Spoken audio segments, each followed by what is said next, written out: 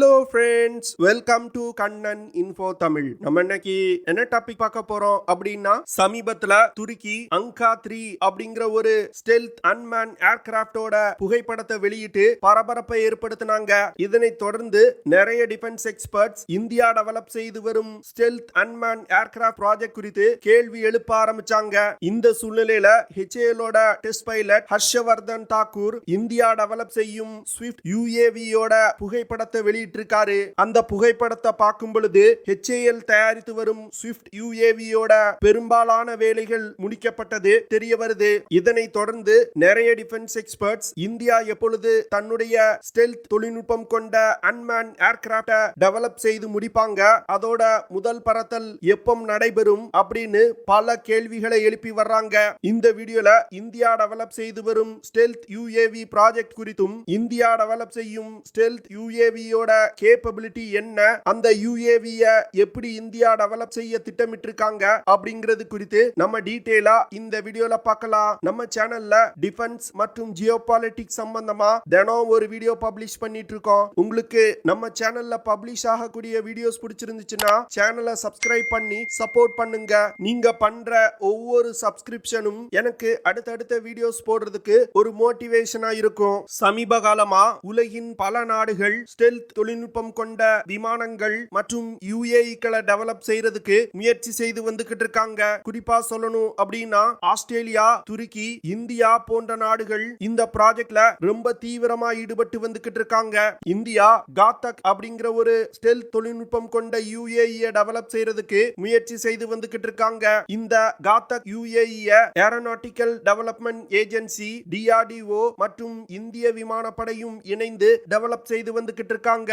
இந்த UCAV flying wing concept முறையில் வடிவமைக்கப்பட்டு வருது. ஃப்ளையிங் விங் கான்செப்ட் அப்படின்னா சாதாரண விமானம் போல் அல்லாமல் பறவையோட ரெக்கை எப்படி இருக்குமோ அதே போன்ற வடிவத்துல இந்த காத்தக் UCAV-ய இந்தியா டெவலப் செய்து வந்துகிட்டு இருக்காங்க.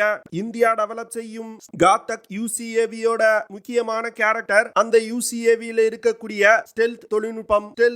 ஸ்டெல்த் தொழில்நுட்பம் கொண்ட UCAV அப்படின்னா அந்த UCAV-ய எந்த ஒரு ரடார் சிஸ்டத்தினாலையும் கண்டுபிடிக்க முடியாது. காத்தக் UCAV-யோட ஸ்டெல்த் திறனை 70% விமானத்தோட வடிவமைப்புல இருந்து கிடைக்க போகுது. மீதமுள்ள 30% ஸ்டெல்த் திறனை ரடார் அப்சர்விங் மெட்டீரியல்களை கொண்டு காத்தக் UCAV-ய உருவாக்குறது மற்றும் காத்தக் UCAV-க்கு ரடார் அப்சர்விங் கோட்டிங் கொடுப்பது போன்ற பல விஷயங்கள் மூலம் அச்சீவ் பண்ண முடியும். இந்தியா டெவலப் செய்யும் இந்த UCAV-ல AMCAP ப்ராஜெக்டுக்காக டெவலப் செய்யும் பல தொழில்நுட்பங்கள் பயன்படுத்தப்பட உள்ளது. குறிப்பா ஸ்டெல்த் தொழில்நுட்பம், இன்டர்னல் வெப்பன் பேஸ் சிஸ்டம் போன்றவை பயன்படுத்தப்பட உள்ளது. இந்த இன்டர்னல் வெப்பன் பேஸ் சிஸ்டம் மூலமா விமானத்தோட உள்புறத்துல missiles, bombs, precision guided units போன்ற பல்வேறு ஆயுதங்களை எடுத்து சென்று தாக்குதல் நடத்த முடியும். காத்தக் UCAV-க்கு தேவையான onboard mission computer, data link, fire control radar,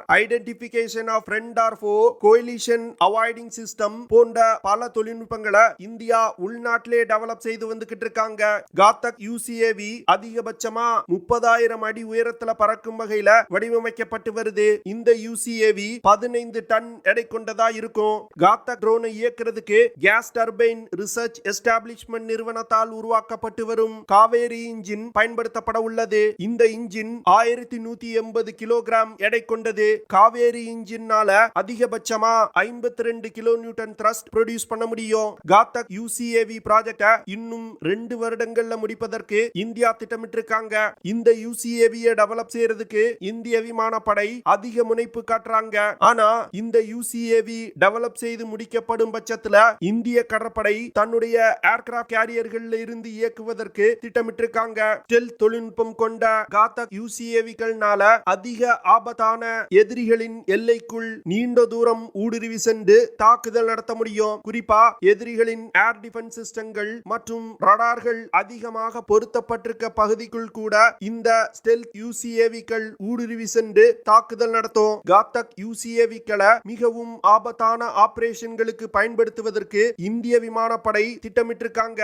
இதன் மூலமா மனித உயிரிழப்புகளை தவிர்க்க முடியும். காத்தக் UCAV-யோட டிசைன் முழுக்க ஒரு புதிய வகை டிசைன். இது போன்ற விமானத்தை ஏரோநாட்டிக்கல் டெவலப்மெண்ட் ஏஜென்சி இதுவரைக்கும் உருவாக்கியதே கிடையாது. உள்ளது. இதன் காரணமா இந்த ப்ராஜெக்ட 2 கட்டங்களா நிறைவேற்றுவதற்கு இந்தியா திட்டமிட்டிருக்காங்க.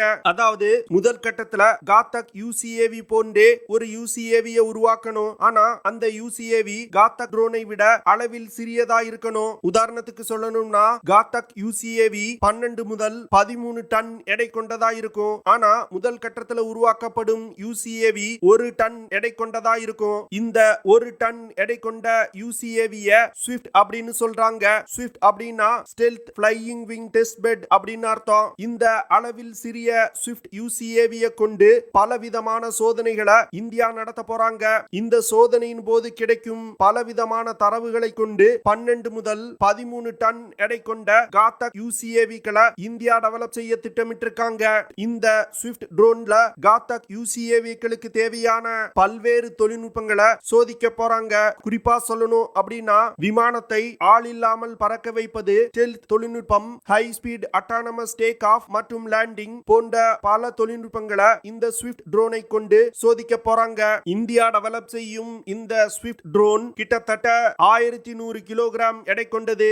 இந்த ட்ரோன் 4 மீட்டர் நீளமும் 5 மீட்டர் விங் ஸ்பேனும் கொண்டதா இருக்கும். ஸ்விஃப்ட் UCAV-கள்னால அதிகபட்சமா 250 கிலோமீட்டர் தூரம் வரைக்கும் பறக்க முடியும். இந்த UCAV-கள்னால அதிகபட்சமா 6 கிலோமீட்டர் உயரத்துல பறக்க முடியும். இந்த ட்ரோன்களால் தொடர்ந்து 1 மணி நேரம் பறக்க முடியும். ஸ்விஃப்ட் ட்ரோனை இயக்குறதுக்கு ரஷ்யாவின் NPO Saturn 36MT turbo fan engine பயன்படுத்தப்பட உள்ளது. இந்த இன்ஜினை ஃபியூச்சர்ல இந்தியா உள்நாட்டிலே தயாரித்து வரும் மானிக் ஸ்மால் டர்போ ஃபேன் இன்ஜினை கொண்டு ரீப்ளேஸ் செய்ய போறாங்க.